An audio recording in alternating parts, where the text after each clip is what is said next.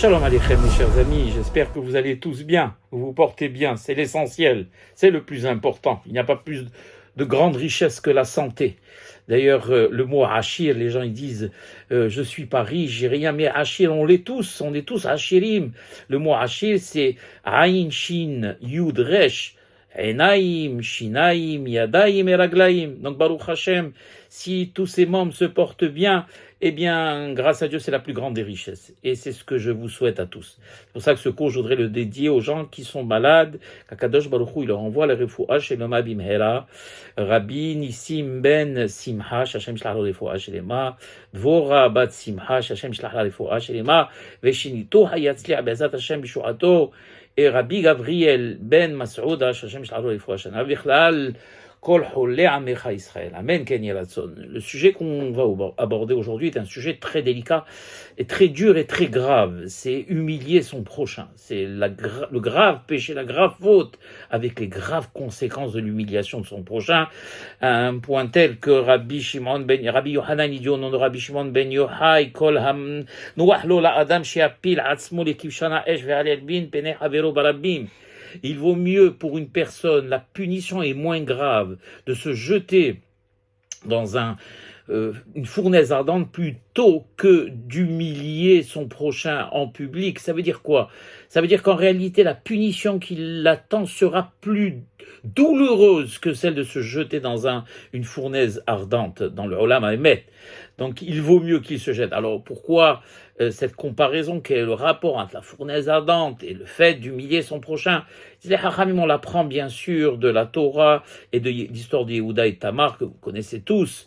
Yehuda qui est le frère des Shtem Esrei Shevatim, qui a eu, sans le savoir, un rapport avec sa belle-fille, qui s'était fait passer pour une prostituée. Celle-ci est tombée enceinte, étant donné que c'était une fille de Cohen, et qu'elle a bien sûr pas divulgué que Yehuda était le père, et donc elle a failli être brûlée. Et c'est par l'honnêteté de Yehuda Behemet qui, au prix même de renoncer à son kavod, a vraiment avoué que c'était lui qui était l'auteur de cette grossesse quand elle lui a présenté le bâton et les pétilim. Et c'est pour ça d'ailleurs qu'on l'appelle Yehuda. Donc le peuple juif Yehudi, Milachon Léodot, la plus grande des honnêtetés, c'est au prix de tout, même si on doit tout perdre, de dire toujours la vérité et d'avouer la vérité. Et donc grâce à ça, elle a pu échapper. Et c'est ce qui a donné naissance au futur Mashiach. Donc on voit que même le Mashiach, l'idée même de Messie, repose sur la vérité, l'éclatante vérité, en dépit des risques que nous prenons pour dire cette vérité. Et donc voilà pourquoi il y a ce rapport entre Kolam Malbin et Peneh Yonoach Lola Adam chez שיזרוק את עצמו לכבשן האש, יפיל את עצמו לכבשן האש, וילבין את פני חברו ברבים. On apprend aussi cela de Mar Ukva dans la Gemara. Mar Ukva et son épouse, Mar Ukva, un grand tzaddik, un grand Talmid Chacham, qui avait l'habitude d'amener 4 pièces à un pauvre qui habitait dans sa ville, et pour ne pas se faire remarquer, il cachait cette pièce derrière dans un endroit de la porte, et le pauvre se posait des questions. Qui c'est qui m'amène ces 4 pièces à chaque fois? Et on imagine que Mar Ukva n'était pas riche non plus, mais il voulait faire cette mitzvah de la tzedaka. Et donc, ce pauvre il s'est mis en embuscade pour essayer de deviner qui c'était, de voir qui c'était. Et juste au moment où le pauvre a failli savoir, Mar Ukva et son épouse sont mis à courir pour se cacher, pour ne pas que le Hani les voie, et ils n'ont pas trouvé d'autre cachette qu'un four dont on avait remué les braises. Ils sont entrés dans ce four. Et Mara nous raconte que les pieds de Mar Ukva ont commencé à brûler. Et donc son épouse qui était avec lui a dit « Mets tes pieds sur les miens pour que tu échappes à ces brûlures. » Alors Mar Ukva, comment dirais-je, Al-Shadato, comme on dit, c'est-à-dire s'est senti mal dans le sens où il a dit pourquoi mon épouse a plus de mérite que moi, qu'est-ce qu'elle fait de plus?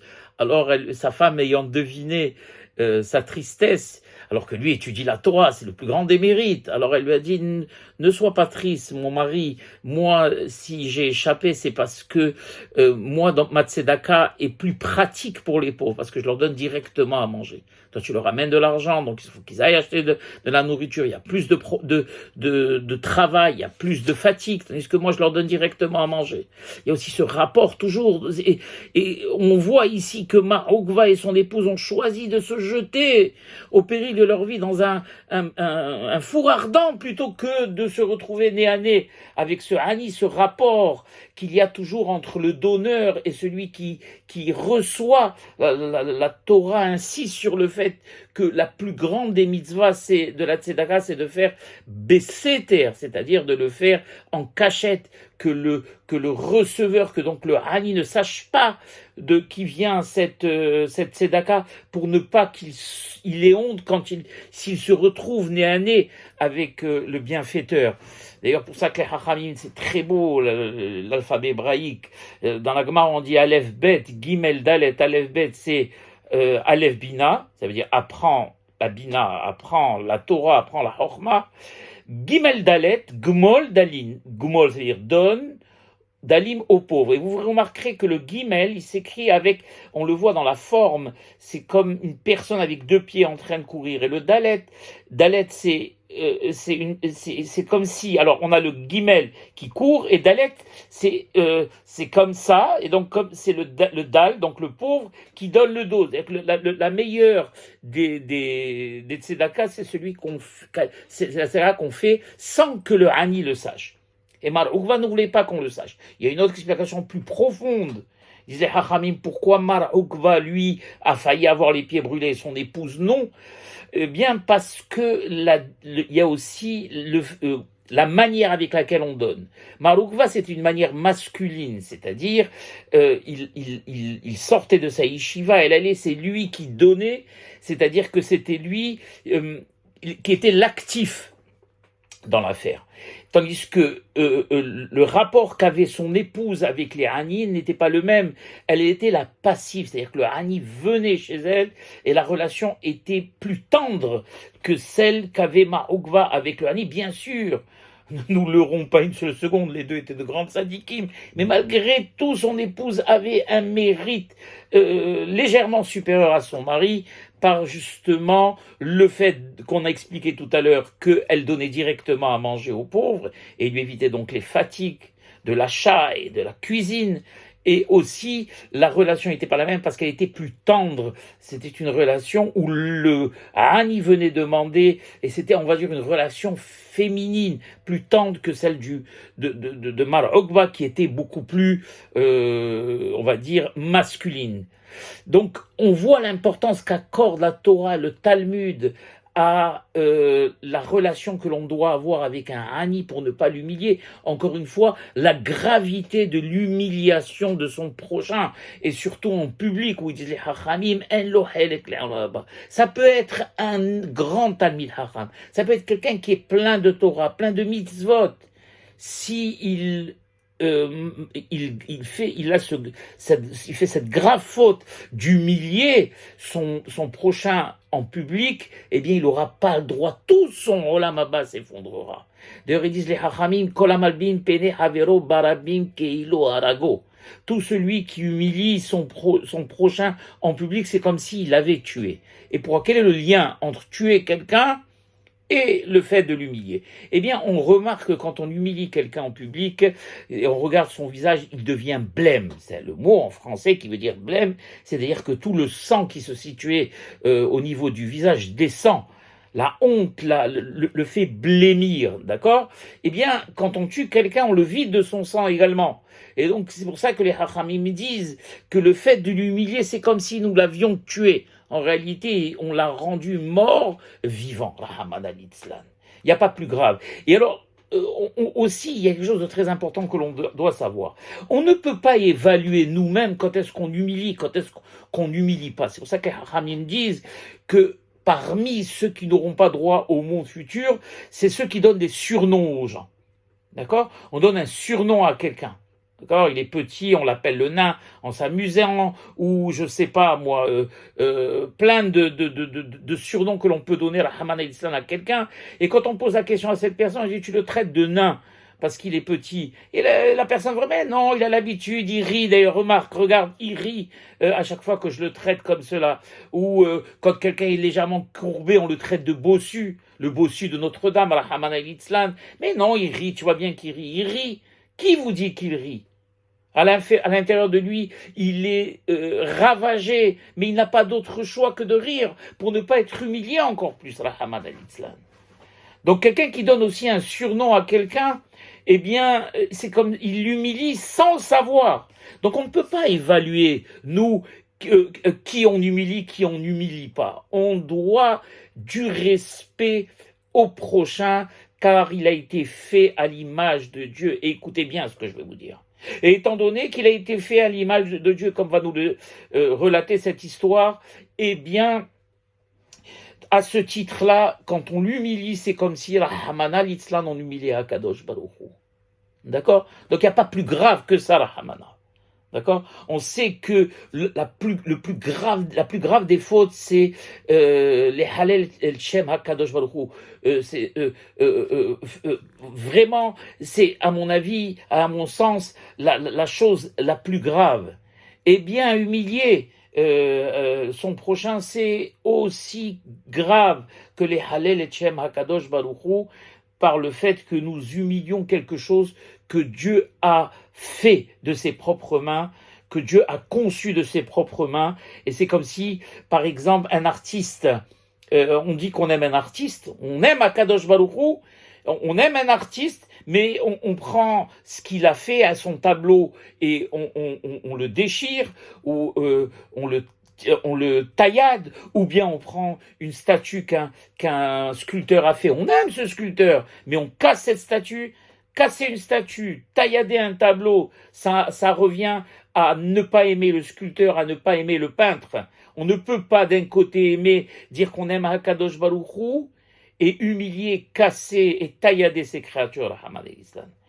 Et comme promis, voici l'histoire que je vais vous raconter. C'est une histoire qui s'est passée, qui, bien sûr, comme toute histoire que je raconte, des histoires vraies, graves, voir un peu la gravité de ce que c'est que humilier son prochain, Berabim. Une fois, il y avait en Eretz Israël, il n'y a pas longtemps de cela, un professeur extraordinaire en hébreu, qui avait développé une méthode qui donnait des résultats hors du commun. Et les élèves qu'il prenait en charge arrivaient à lire avant, on va dire, l'équivalent du CP. Ils lisaient couramment, parfaitement. Il avait développé une méthode qui lui était propre, dans laquelle il arrivait à faire déchiffrer les formes de lettres aux très jeunes enfants, on va dire, qui se situaient à l'âge de 3, 4, 5 ans. Et vous savez que dans le monde orthodoxe, il y a ce qu'on appelle le Heder, c'est-à-dire la toute petite yeshiva, la première yeshiva. Il faut déjà bien connaître et bien maîtriser l'hébreu. Et donc, ce professeur avait un succès fou. Et il avait tellement de succès qu'on lui demandait des cours particuliers. Et alors, sur les cours particuliers, il était intransigeant. Il disait, pas de cours particuliers, je ne donne pas. On lui avait même proposé de doubler, tripler son salaire. Il continuait à s'entêter et à dire, pas de cours particuliers, je ne donne pas de cours particuliers, tout simplement parce que en journée j'enseigne et le soir j'étudie moi-même. Et donc il refusait à chaque fois les cours particuliers. Un jour, il y a une dame qui s'appelait Hannah qui l'appelle et qui lui dit Monsieur le professeur, s'il vous plaît, j'ai mon fils qui s'appelle Yehuda, qui a 8 ans et qui ne sait pas lire, la lecture ne lui rentre pas dans la tête. Bien sûr, on parle d'hébreu. Et il n'arrive pas à retenir la forme des lettres, c'est une catastrophe. J'ai tout essayé, s'il vous plaît, on m'a dit beaucoup de bien de vous, s'il vous plaît, prenez-le en cours particulier. Et lui, le professeur lui disait, comme on l'a dit, non, il n'est pas question, je dis à tout le monde que je ne donne pas de cours particulier. Teraham alay, Tahuz vetahmol alay, lui disant en hébreu, c'est aie pitié de moi, car cet enfant-là, Dieu sait que s'il ne réussit pas, on va le renvoyer de la petite yeshiva, et Dieu sait ce qu'il deviendra. Vous en supplie, monsieur le professeur. J'ai pas les moyens, mais je double votre salaire, je le triple. Et elle insistait, le professeur dit, il est hors de question. À la fin, il lui a même coupé le téléphone. Bon, les années ont passé, et grâce à son étude, à lui, eh bien, il a gravi les échelons pour devenir Resh Metivta, c'est-à-dire le chef, le roche de la yeshiva. Donc, le dirigeant de la yeshiva, c'est lui qui enseignait, qui donnait les cours à la yeshiva. Il était très aimé, son style était extraordinaire, ses cours étaient très profonds, tous ses élèves l'aimaient, et il est devenu vraiment un grand, ce qu'on appelle un ram, Rachet Evot, Resh Metivta. Et il y avait dans sa yeshiva un bachour, un jeune, qui avait étudié pendant 8 mois et qui a décidé de quitter cette yeshiva pour aller dans une autre yeshiva. Cette autre yeshiva n'était pas très prisée par ceux de la yeshiva dans laquelle il était, parce que les méthodes d'enseignement n'étaient pas très appréciées mais bon, il décida de quitter la yeshiva dans laquelle il était, et il va dans l'autre yeshiva. 8 mois ou 9 mois après, ce même bachour, ce même jeune, revient à sa yeshiva, où il y avait donc ce prof dont on a parlé depuis le début du cours.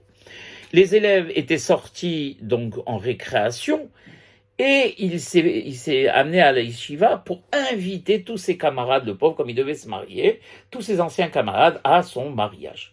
Donc il a attendu que tout le monde sorte, et lui il était dehors, habillé un petit peu, on va dire, moderne, hein, et avec une kippa bizarre sur la tête, une kippa en cuir marron, très bizarroïde pour un avrer, un Talmid Chacham. Et donc, le Rosh Yeshiva, donc l'ancien professeur, sort, et il se retrouve nez à nez devant ce singulier Talmid Chacham. Et il s'est piqué une colère noire.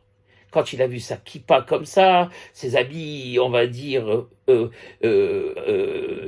mi-religieux, mi-non-religieux, et il a commencé à hurler et à l'humilier devant tout le monde. « Que fais-tu ici ? » Alors le pauvre, il leur a dit, mais Rabbi, je viens pour inviter mes camarades, tu n'as pas à venir dans cette yeshiva, tu vas me dévergonder mes élèves, et fous le camp d'ici, etc., etc. Le pauvre, complètement humilié, il quitte la tête basse la yeshiva et il s'en va. Quelques mois après, la femme de ce Rosh Yeshiva tombe gravement malade, et malheureusement de la maladie connue. Son matzah, midarder, sa situation mais de plus en plus dégénère. Il a tout essayé, il a amené partout, les soins, les hôpitaux, rien n'y fait. Elle meurt, elle décède quelque temps après. Et lui, bien sûr, comme il disait Hachamim, En isha nifteret ela le ba'ala, Rahamana litzlan, que nos femmes, elles vivent toutes jusqu'à 120 ans, et qu'elles partent bien après nous. Car une femme, quand elle décède avant son mari, c'est la catastrophe. C'est pour ça qu'ils disent les Chachamim, Nisha, Nifteret el ale Ba'ala, c'est plus le Baal, qui est le mari qui niftar, que l'épouse. Car un époux sans son épouse est complètement perdu. Bien sûr, ça va aussi dans le sens contraire, mais beaucoup plus quand une épouse quitte prématurément ce monde et laisse son mari seul. Et c'est ce qui s'est passé pour ce Rav-là qui a complètement changé, qui de l'homme heureux, imposant, a commencé lui aussi à diminuer, à s'affaiblir, à être déprimé, de plus en plus déprimé. Il se nourrissait plus. Ses enfants, il y avait de grands enfants, tous à tour de rôle voulu venir habiter avec lui. Ils l'ont invité à venir chez eux, mais lui n'a jamais voulu, il n'a pas voulu quitter sa maison. Et bien sûr, sa tristesse a augmenté, et son état de santé, bien sûr, a suivi. Et un jour, il a glissé chez lui à la maison, et Rahamana l'Islam, il s'est cassé le bassin. Pour quelqu'un d'âgé, se casser le bassin, c'est quelque chose de grave. Il a dû passer une opération très dure, où il est resté 3 mois à l'hôpital. Après les 3 mois d'hôpital, il a été obligé d'aller dans une maison de convalescence, qu'on appelle Shikoum.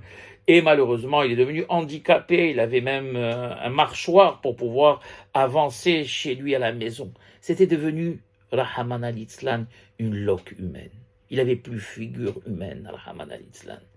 Il avait même, que Dieu nous en préserve, une couche sur lui. C'était vraiment devenu quelqu'un de complètement assisté. Ses enfants, ayant les moyens, ils lui ont trouvé quelqu'un pour l'aider, un homme pour rester un petit peu avec lui et l'aider à s'habiller, parce que c'était devenu quelqu'un de complètement dépendant. Et étant donné qu'il était devenu complètement dépendant, il a écrit une lettre à la yeshiva, leur dire qu'il ne pourrait plus retourner enseigner et qu'il donnait sa démission. 3 ans plus tard, on tape à la porte chez lui à la maison. L'homme qui était avec lui, donc l'infirmier, ouvre la porte et il voit devant lui un jeune homme qui lui dit « Est-ce que c'est bien la maison de l'enseignant tel et tel ?» Alors il lui dit « Oui ».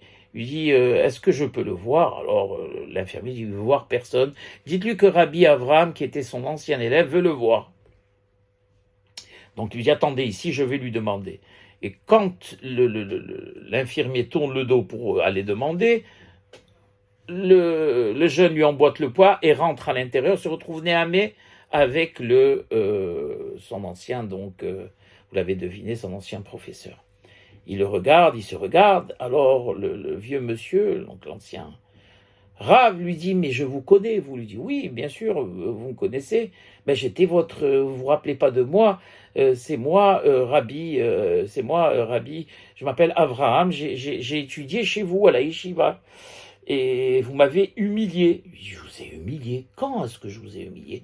Il dit « Eh bien, tel et tel jour, j'étais venu inviter mes camarades pour le mariage, et vous m'avez humilié de manière terrible, et je dis quitter la tête basse la yeshiva. » Alors il n'arrivait pas à se remémorer, et ah oui, à la fin il s'est un peu remémoré. Il dit « Oui, je vous ai humilié, mais je vous ai pas. En réalité, c'est vous qui êtes venu à la yeshiva, habillé bizarrement, avec une kippa marron en cuir, même pas en cuir, complètement plate, informe sur la tête. C'est pas l'habit d'un Talmid Haram. Un Talmid Haram, c'est une kippa noire, un habit qui sied au Talmid Haram. » Alors le jeune ne comprenait pas. Ben non, vous devez confondre. Moi, j'avais pas une kippa. Lui, oui, vous êtes venu avec cette kippa. L'élève se rappelle et dit « Ah, maintenant je me rappelle.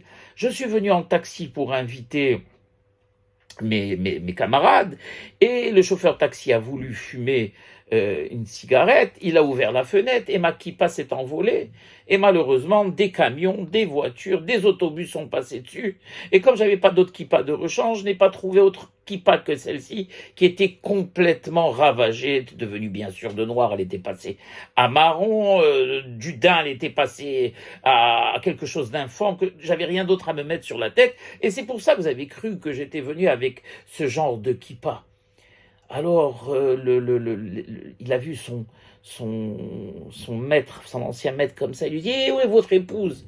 Il lui dit « Malheureusement, il lui a raconté, mon épouse est morte de la maladie. » Alors l'élève lui a dit « Je suis désolé pour vous, je suis désolé pour vous, mais je suis venu parce que ma maman me l'a demandé. » Alors il dit « Votre maman ?»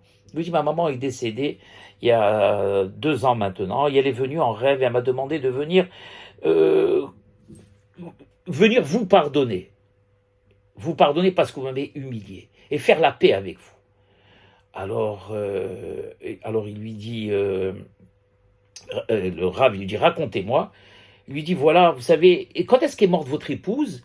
Alors le Rav lui dit « Elle est morte le 7 Tammuz. » Le 7 Tammuz, dès qu'il entend ça, 7 Tammuz, alors le prof lui dit « Et pourquoi vous êtes tout étonné? Et pourquoi cette date vous a complètement ébranlé ?» Il lui dit « Mais c'est la date de mon mariage, Rav. » J'ai dit « La date de votre mariage ?» Il dit « Oui.